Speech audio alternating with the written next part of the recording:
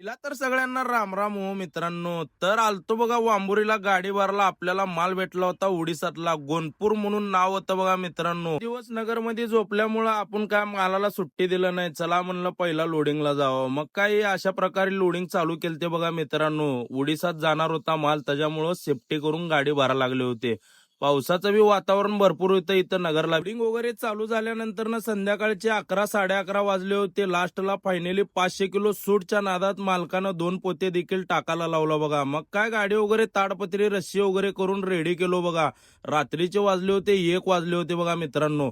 पाऊस मात्र काय दम खायना झालता, शेड असल्यामुळे जरा बरं वाटलं आम्हाला बी. मग काय निघालो तिथनं वांबुरीतनं निघाल्यानंतर वायपर मात्र आपल्या गाडीचं खराब झालतं बघा. वायपर खराब असल्यामुळे पुढलं काय दिशेनं झालतं बघा मित्रांनो. पुढं आलो बायपासला, नगरच्या बायपासला आल्यानंतर ना ऍक्सिडेंट इतका खराब झालता मित्रांनो, टेलरचा काय विचारू नका. पुढं आलो आम्ही बी दाव्याला लावून झोपावं म्हणलं, काय रिस्क घेण्यात काय अर्थ नाहीये. एक तर वायपर खराब आहे आणि त्याच्यात आपला माल बी लांबचा आहे. मग काय सकाळ सकाळीच आमचे भाऊजी उठून गाडी चालू करून निघालते बघा. निघाल्यानंतर ना करमाळ्याजवळ येऊन नाश्त्याला उभा राहावं म्हणलं बघा. सकाळ सकाळच्या पोझिशनला नाश्ता मात्र करून निघावं म्हणलं इथंच. मग काय आपल्याला जायचं होतं घराकडनं, तर काय निघालो बघा परत नाश्ता करून. काय जर्नीचं आपली लांबची असल्यामुळं 1400 किलोमीटर रनिंग असल्यामुळं चला म्हणलं. सोलापूरला आल्या आल्या आपल्या इथं पहिला वायपरचं काम करून घ्यावं म्हणलं बघा आपल्या इथं यार्डापाशी. मग काय आले बघा आमचे मिस्त्री कसे येतात बघा. काय चालू केले काम वगैरे, वायपरची दांडकीन वायपरची एक गुंडी एवढी एवढी गुंडी कामाला लावली होती बघा मित्रांनो. काय वायपर वगैरे घेऊन निघालो बघा. वायपर वगैरे घेऊन घराकडे जाऊन पहिला वायपर घालून घ्यावं म्हणलं. मग काय तेवढ्यात बाग्या आलता बघा. बाग्याला म्हणलं वायपर लाव पुढलं.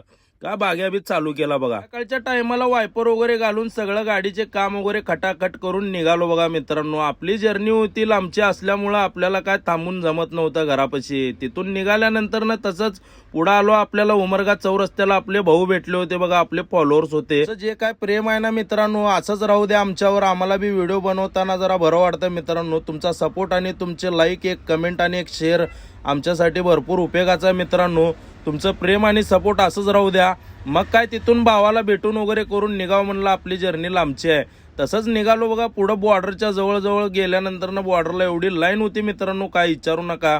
मग काय एक एक तासभर इथंच बॉर्डरला चालला होता बघा मित्रांनो. पुढं आलो बसो कल्याणला आल्या आल्या डिझेल टाकी फुल करून निघालो बघा. संध्याकाळचा टाइम बी भरपूर झालता. म्हणलं आमच्या भाऊजीला गाडी चालवा, मी जरा झोपतो म्हणलो. सकाळ सकाळी सूर्यापेठच्या रोडला आल्यानंतर ना पहिला चहा मारायला उभारलो होतो बघा. चहा वगैरे पिऊन निघाव म्हणलो, आपल्या जर्नीला स्टार्ट करावं. सकाळ सकाळची पोझिशन होती मित्रांनो. सकाळ सकाळी आम्ही काय नाश्ता केला नाही, नाश्ता गाडीतच केलतो बघा. मित्रांनो पुढल्या नेक्स्ट ब्लॉग मध्ये व्हिडिओला लाईक, कमेंट आणि शेअर करा.